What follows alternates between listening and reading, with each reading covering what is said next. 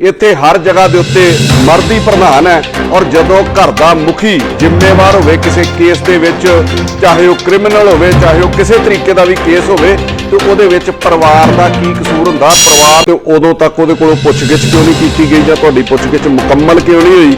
ਕਿਸੇ ਨੂੰ ਵੀ ਜਾਣ ਲੱਗਿਆ ਪਬਲਿਕ 'ਚ ਜਲੀਲ ਕਰਨਾ ਕਿੰਨਾ ਕੁ ਜਾਇਜ਼ ਹੈ? ਬੇਨਤੀ ਹੈ ਵੀ ਇੰਨੀ ਖੱਜਲ ਖੁਆਰੀ ਪਰਿਵਾਰ ਦੀ ਵੀ ਹੋਣ ਡਈ ਹੈ ਤੇ ਤੂੰ ਵੀ ਵੀਰ ਸਰੈਂਡਰ ਕਰ। ਕੀ ਤੈਨੂੰ ਹੁਣ ਮਤਲਬ ਇੱਥੇ ਕੋਈ ਗੋਲੀ ਮਾਰ ਦੂਗਾ?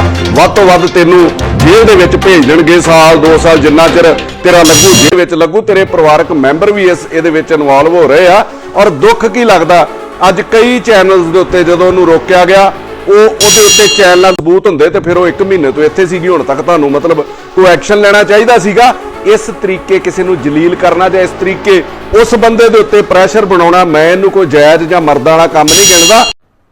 ਮੇਰੀ ਪੰਜਾਬ ਦੇ ਮੁੱਖ ਮੰਤਰੀ, ਡੀਜੀਪੀ ਪੰਜਾਬ ਤੇ ਕੇਂਦਰ ਦੀਆਂ ਜਿਹੜੀਆਂ ਏਜੰਸੀਜ਼ ਨੇ ਉਹਨਾਂ ਨੂੰ ਮੇਰੀ ਅਪੀਲ ਹੈ ਕਿ ਅੰਮ੍ਰਿਤਪਾਲ ਦੀ ਵਾਈਫ ਜਿਹੜੀ ਬ੍ਰਿਟਿਸ਼ ਸਿਟੀਜ਼ਨ ਸੀਗੀ, ਉਹਦਾ ਓਵਰਸਟੇ ਹੋਣ ਕਰਕੇ ਜੋ ਚੈਨਲਾਂ ਦੇ ਉੱਤੇ ਚੱਲ ਰਿਹਾ, ਉਹ ਵਾਪਸ ਜਿਹੜੀ ਉਹ ਇੰਗਲੈਂਡ ਚੱਲੀ ਸੀ। ਅੱਜ ਅੰਮ੍ਰਿਤਸਰ 에ਅਰਪੋਰਟ ਦੇ ਉੱਤੇ ਉਹਨੂੰ ਡਿਟੇਨ ਕਰ ਲਿਆ ਗਿਆ ਪੁੱਛਗਿੱਛ ਦੇ ਨਾਂ ਦੇ ਉੱਤੇ। ਸਵਾਲ ਇੱਕ ਛੋਟਾ ਜਿਹਾ ਇਹ ਹੈ ਕਿ ਜੇ ਉਹਦੇ ਕੋਲੋਂ ਪੁੱਛਗਿੱਛ ਕਰਨੀ ਸੀ ਤੇ ਇੰਨੇ ਦਿਨਾਂ ਤੋਂ ਘਰ ਹੀ ਸੀ ਆਪਣੇ, ਤੇ ਉਦੋਂ ਤੱਕ ਉਹਦੇ ਕੋਲੋਂ ਪੁੱਛਗਿੱਛ ਕਿਉਂ ਨਹੀਂ ਕੀਤੀ ਗਈ ਜਾਂ ਤੁਹਾਡੀ ਪੁੱਛਗਿੱਛ ਮੁਕੰਮਲ ਕਿਉਂ ਨਹੀਂ ਹੋਈ? ਕਿਸੇ ਨੂੰ ਵੀ ਜਾਣ ਲੱਗਿਆ ਪਬਲਿਕ 'ਚ ਜਲੀਲ ਕਰਨਾ ਕਿੰਨਾ ਕੁ ਜਾਇਜ਼ ਹੈ? ਇਸ ਤੋਂ ਪਹਿਲਾਂ ਵੀ ਤੇ ਉਹ ਕਾਫੀ ਲੰਬੇ ਸਮੇਂ ਤੋਂ ਅੰਮ੍ਰਿਤਪਾਲ ਨੂੰ ਵੀ ਮੇਰੇ ਖਿਆਲ ਮਹੀਨਾ ਹੋ ਗਿਆ ਭਗੌੜਾ ਹੋਏ ਨੂੰ, ਉਸ ਤੋਂ ਪਹਿਲਾਂ ਉਹਦੀ ਪੁੱਛਗਿੱਛ ਕੀਤੀ ਜਾ ਸਕਦੀ ਸੀਗੀ।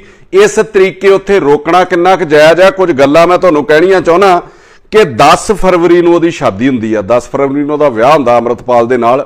18 ਮਾਰਚ ਨੂੰ ਉਹ ਭਗੌੜਾ ਹੋ ਜਾਂਦਾ ਵਾ, ਉਹ ਚਲੇ ਜਾਂਦਾ। ਪੰਜਾਬ ਪੁਲਿਸ ਕੇਂਦਰ ਦੀਆਂ ਏਜੰਸੀਆਂ ਉਹਦੇ ਪਿੱਛੇ ਲੱਗ ਜਾਂਦੀਆਂ, ਜਿਹੜਾ ਅਜੇ ਤੱਕ ਉਹਨਾਂ ਨੂੰ ਲੱਭਾ ਨਹੀਂ। 1 ਮਹੀਨਾ, ਕਰੀਬ 1 ਮਹੀਨਾ ਉਹਦੀ ਸ਼ਾਦੀ ਨੂੰ ਹੋਇਆ ਸੀਗਾ ਜਦੋਂ ਉਹ ਇਕੱਠੇ ਰਹੇ ਨੇ।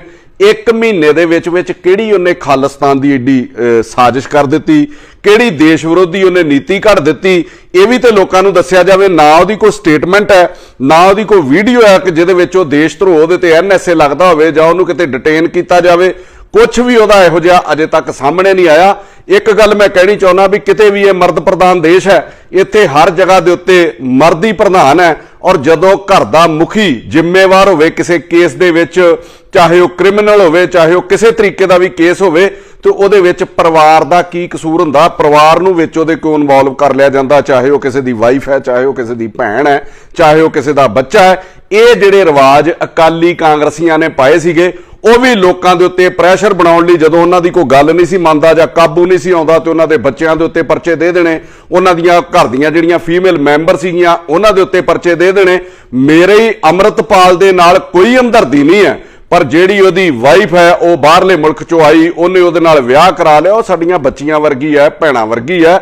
ਔਰਤ ਦੀ ਇੱਜ਼ਤ ਜਿਹੜੀ ਉਹ ਸਰਕਾਰ ਨੂੰ ਕਰਨੀ ਚਾਹੀਦੀ ਹੈ। ਸੋ ਮੇਰੀ ਅਪੀਲ ਹੈ ਕਿ ਬਿਨਾਂ ਕਿਸੇ ਠੋਸ ਸਬੂਤ ਤੋਂ ਅੰਮ੍ਰਿਤਪਾਲ ਕੀ ਕਿਸੇ ਦੇ ਵੀ ਪਰਿਵਾਰ ਦੇ ਜੀ ਨੂੰ, ਖਾਸ ਕਰਕੇ ਜਿੱਥੇ ਫੀਮੇਲ ਆ ਜਾਵੇ, ਉਹਨੂੰ ਤੰਗ ਹੀ ਨਹੀਂ ਕਰਨਾ ਚਾਹੀਦਾ, ਕਿਸੇ ਬੱਚੀ ਨੂੰ, ਕਿਸੇ ਔਰਤ ਨੂੰ, ਕਿਸੇ ਮਤਲਬ ਧੀ ਭੈਣ ਨੂੰ। ਸੋ ਮੇਰੀ ਅੰਮ੍ਰਿਤਪਾਲ ਨੂੰ ਵੀ ਬੇਨਤੀ ਹੈ ਵੀ ਇੰਨੀ ਖੱਜਲ ਖੁਆਰੀ ਪਰਿਵਾਰ ਦੀ ਵੀ ਹੋਣ ਡਈ ਹੈ ਤੇ ਤੂੰ ਵੀ ਵੀਰ ਸਰੈਂਡਰ ਕਰ। ਕੀ ਤੈਨੂੰ ਹੁਣ ਮਤਲਬ ਇੱਥੇ ਕੋਈ ਗੋਲੀ ਮਾਰ ਦੂਗਾ? ਵੱਧ ਤੋਂ ਵੱਧ ਤੈਨੂੰ ਜੇਲ੍ਹ ਦੇ ਵਿੱਚ ਭੇਜ ਦੇਣਗੇ, ਸਾਲ 2 ਸਾਲ ਜਿੰਨਾ ਚਿਰ ਤੇਰਾ ਲੱਗੂ ਜੇਲ੍ਹ ਦੇ ਵਿੱਚ ਲੱਗੂ। ਤੇਰੇ ਪਰਿਵਾਰਕ ਮੈਂਬਰ ਵੀ ਇਹਦੇ ਵਿੱਚ ਇਨਵੋਲਵ ਹੋ ਰਹੇ ਆ।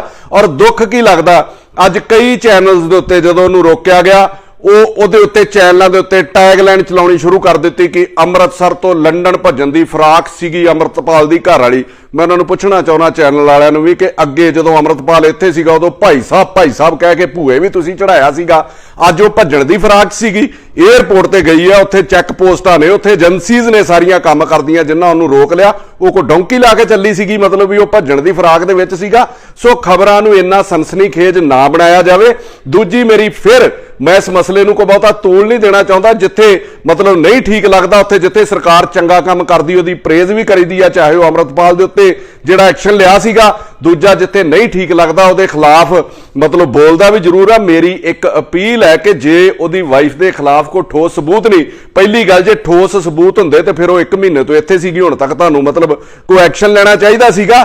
ਇਸ ਤਰੀਕੇ ਕਿਸੇ ਨੂੰ ਜਲੀਲ ਕਰਨਾ ਜਾਂ ਇਸ ਤਰੀਕੇ ਉਸ ਬੰਦੇ ਦੇ ਉੱਤੇ ਪ੍ਰੈਸ਼ਰ ਬਣਾਉਣਾ, ਮੈਂ ਇਹਨੂੰ ਕੋਈ ਜਾਇਜ਼ ਜਾਂ ਮਰਦਾਂ ਵਾਲਾ ਕੰਮ ਨਹੀਂ ਗਿਣਦਾ।